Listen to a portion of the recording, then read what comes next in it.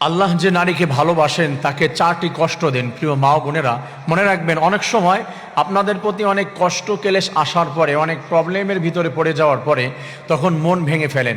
আর আপনি ভাবেন যে আমাকে শুধু আল্লাহ তাআলা এত কষ্ট দেয় কেন? আমার থেকে অনেক খারাপ মেয়েরা আছে, তাদের তো কষ্ট দেয় না, আমি কেন এত বিপদের ভিতরে পড়ি? আমার কেন এত প্রবলেম হয়ে যায়? এই ক্ষেত্রে আপনি মন খারাপ করবেন না। আল্লাহ তাআলা জানিয়েছে যে সে যাকে বেশি ভালোবাসে, যে নারীকে, চারটি পরীক্ষা আল্লাহ তাআলা নেয়, চারটি কষ্ট তাকে দিয়ে আল্লাহ রাব্বুল আলামিন উত্তীর্ণ করতে চায়। প্রিয় মা ও বোনেরা, এক নাম্বার ফার্স্ট যে কারণটি রয়েছে সেটি হচ্ছে আল্লাহ রাব্বুল আলামিন শারীরিক কষ্ট দেয়, অসুস্থতা। আমাদের অনেকের মা বোনদের আছে শারীরিক অসুস্থতা অনেক সময় লেগেই থাকে বিভিন্ন দিক দিয়ে। সিক্রেট কিছু ম্যাটার রয়েছে, সিক্রেট কিছু বিষয় রয়েছে যেইগুলি আমি প্রকাশ নাই করলাম। এই দিক দিয়ে দেখা যাচ্ছে অনেকে অসুস্থ থাকে অনেক সময়। আল্লাহ রাব্বুল আলামিন অনেক সময় তাকে শুধু জ্বর দেয়, তাকে শুধু ঠান্ডা দেয়। এই যে শীতের সময় আসছে, আমার অনেক মা বোনদের অনেক কাজ করতে হয়, রান্না বাড়া করতে হয়, তাদের হচ্ছে বাসার কার্যক্রম করতে হয়, কাপড় চোপড় ধুতে হয়, তাদের ঠান্ডা লেগেই থাকবে। সেক্ষেত্রে সে মনে করে যে আল্লাহ তাআলা এত জ্বর দেয় আমাকে, এত অসুস্থতা দেয় কিসের জন্য? আমি তো তার আমল করি, আমি তো তাকে সিজদা করি। অনেক খারাপ মেয়ে আছে, তাদের কোনো অসুস্থতা হয় না। প্রিয় মা ও বোন, মনে রাখবেন আল্লাহ আপনাকে বেশি ভালোবাসেন, তার জন্য আপনাকে এই শারীরিক অসুস্থতা দিয়েছেন। সেকেন্ড, 2 নম্বর যে বিষয়টি, সেটি হচ্ছে আর্থিক অভাব এবং ক্ষতির ভিতরে ফেলে দেয়।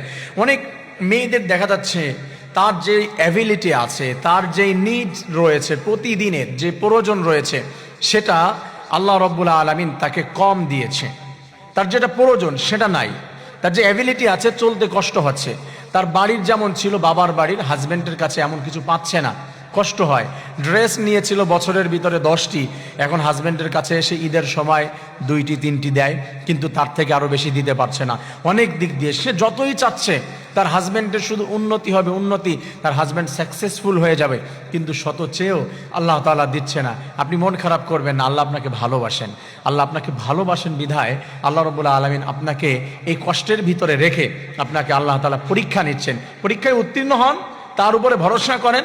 আপনি দেখেন না হযরতে ফাতেমার জীবনী, ফাতেমাকে আল্লাহ তাআলা কত ভালোবেসেছিল।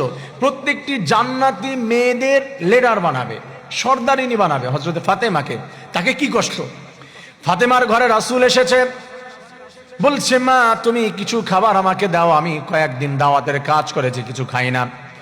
ফাতেমা চোখের পানি ছেড়ে দিয়ে, শর্ট করে বলছি, চোখের পানি ছেড়ে দিয়ে বলছে, বাবা আপনাকে আমি কি খাবার দিব? আমার ঘরের দরজায় বিশ্ব নবী মুহাম্মদুর রাসূলুল্লাহ এসেছে, আমি তাকে কি খাবার দিব জানি না।